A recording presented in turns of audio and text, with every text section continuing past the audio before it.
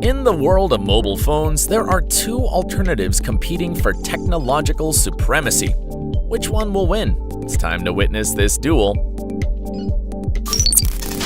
iPhone versus Samsung. Story of a rivalry. Apple and Samsung are two of the biggest companies in the world. Apple is an American company founded in 1976 that has sold computers since forever. The first Apple computer was the Apple I. In 1984, it first launched the Macintosh, commonly known as Mac, and 5 years later, the first portable Macintosh came to light. In 1983, Apple was already manufacturing a touchscreen cell phone, but it didn't go on sale for unknown reasons. In 2005, it teamed up with Motorola to create the Motorola ROKR with Motorola hardware and Apple software. In 2007, Apple finally entered fully into the telephone world with the iPhone. On the other hand, Samsung was founded in 1938 as a grocery store when South Korea was still a colony. After the war, it expanded the business into textile manufacturing. During the 1970s, Samsung began investing in heavy industry. It even opened a shipbuilding division. By the 1990s, it was producing LCD televisions and computer monitors. In 1988, its first cell phone went on sale, and in 2009, it released the Galaxy, which quickly became a star product. For more controversy, Apple sued Samsung for having infringed iPhone patents in the manufacture of the new Galaxy. At the trial, Samsung was found guilty and condemned to pay $538 million. Currently, the Galaxy competes equally with the iPhone. Which company has the best mobile phone? Battle of processors. It's surprising, yet true. Since the early days of the iPhone, Apple has designed its own processors but outsources manufacturing from Samsung Industries. What's more, when Taiwan's TSMC also started making iPhone chips at the same time that Samsung, the Korean company, showed that it did better. Samsung made 14nm chips, whereas the chips of TSMC weren't able to get to be that small. As for the Galaxy, it uses two processors, the Exynos made by Samsung itself and the Snapdragon made by Qualcomm. Who has better chips, Apple or Samsung? In this regard, the iPhone is superior because its processors are usually somewhat faster. Battle of tech specs. Let's start out with RAM. There's usually less RAM in Apple than in Samsung. For example, the Galaxy Note 10 Plus usually comes with 12GB RAM, whereas most iPhones have 6. But the iPhone system manages memory better, so it requires less capacity to achieve the same results. In terms of storage capacity, both models also have equivalent developments. The iPhone goes up to 64GB, 128GB, 215GB, and 256GB, the same as the Galaxy. However, the great advantage of the Galaxy is that it has a tray slot to insert a memory card so you can get more space, something that's impossible with the iPhone. If you want more storage, you'll have to pay for it. The next topic is the battery. Here, the winner is the Galaxy, whose battery generally offers more autonomy than Apple's. In terms of design, iPhones have the same rectangular design with rounded corners that only varies in color and size, whereas Galaxy phones usually come in different shapes, and now more folding smartphones are being made. Regarding water resistance, iPhones are known to come with the IP68 certification. That is, they're resistant to water and dust, whereas only a few Galaxy phones have this feature. Battle of screens. Here I'll start out by saying that Galaxy phones are way thinner, therefore more fragile and easier to break. In this regard, the iPhone is committed to durability. Besides, starting with the iOS 15, Apple screens are typically displayed between 10 and 120 times per second. They increase the refresh rate when higher graphics performance is required and decrease it when not needed to save power for a better user experience. When it comes to image quality, Samsung uses high-end AMOLED screens, whereas all iPhones, including the latest models such as the iPhone 13, use OLED screens.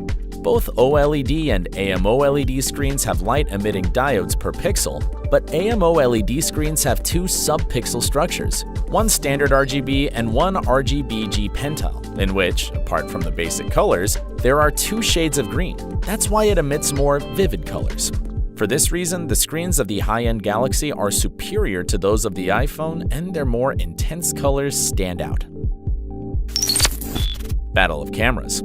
For many, the most important thing when buying a cell phone. Between 2010 and 2012, the iPhone's camera was noticeably superior to the Galaxy's. But the situation begins to turn around in 2014 when the Galaxy S5 finally gets a more powerful camera than that of the iPhone 6. Little by little, Samsung's cameras were gaining ground, and by 2017, the camera of the Galaxy S8 Plus was already considered to be superior by many. Others even pointed out that while Samsung had vastly improved its camera with more lenses and zoom, the iPhone had a much more sensitive sensor. However, the Galaxy seems to have taken the lead in the field of sensors. In 2020, the Galaxy S20 Ultra started using a 108-megapixel camera sensor, 194% larger than that of the Galaxy S10 Plus that had been launched just a year earlier. For many experts, the supremacy of Samsung is evident. Have you tried both cameras? Which one do you think is superior? Battle of operating systems.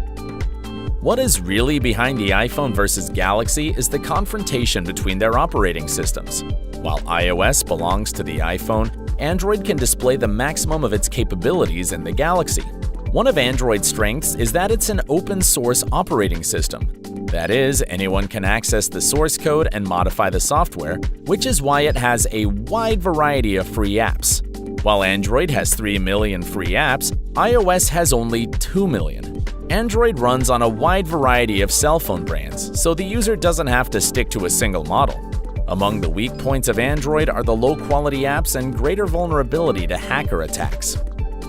Among the advantages of the iPhone is the better system performance that makes the mobile phone work using less RAM and fewer cores. Another plus is that it's safer from hackers. The apps on the App Store are more monitored, syncing cloud storage is easier, and the software constantly updates. 70% of iPhones are running the latest version. Among Android phones, this is only 1%. The disadvantages of iOS are the few customization options and high price, a topic that we're going to discuss next. Battle of prices. iPhones are usually more expensive than Galaxy phones because they're not low-end models. At most, you can find those models without the Pro or Pro Max appendage. However, Samsung does have high, medium, and low-end models, so it's affordable. But not everything is so bad. When Apple launches new models, it usually lowers the price of previous models that, although they're becoming obsolete, their quality makes them less obsolete than Galaxy phones. If you don't like to change your phone all the time, maybe an iPhone is the one for you. Another controversial topic is that Apple can't allow its mobile phones to have lower prices than the competition so as not to lose one of its most important characteristics: exclusivity. For the bitten apple, high prices are part of the marketing, although sometimes you feel like you're left with a bitter taste of scam. Since 2020, for example, iPhones no longer include power adapters, and the company says that this is to reduce the carbon footprint. Without power adapters, the boxes are smaller and more iPhones are shipped in a single shipment. All this at the expense of users who must buy a power adapter separately while the company saves on cardboard and fuel. The final battle. Let's compare the most recent models of each company. The iPhone 13 Pro Max versus Galaxy S22 Ultra. In terms of size, it must be said that both have the same thickness, but the Galaxy is a little bigger than the iPhone. Regarding security features, both have facial recognition, but only the Galaxy S22 has a fingerprint sensor that's also on the same screen. Let's talk about the front camera. The Galaxy has a small hole in the screen, whereas the iPhone keeps its quadrangular notch that, although it's smaller than those of previous versions, many have already questioned its practicality. Both mobile phones have a rating of IP68, that is, water and dust resistance. As for tech specs, the Galaxy comes with 8GB or 12GB RAM, whereas the iPhone only comes with 6GB, but, as we already said, the latter manages them better. In storage, they're tied. There are devices with 128GB, 256GB, 512GB, and 1TB, but Samsung's model has a tray slot for a memory card. It's in the camera where the Galaxy takes the most advantage. Its main camera has a somewhat better resolution than that of the iPhone, and the selfie camera is better with 40 megapixels, whereas the iPhone only has 12. Also, with the Galaxy, you can zoom in better. To be continued. Neither Apple nor Samsung will stand still. Some details have already emerged, such as Apple considering including a fingerprint sensor on the iPhone screen, just as the Galaxy S22 has.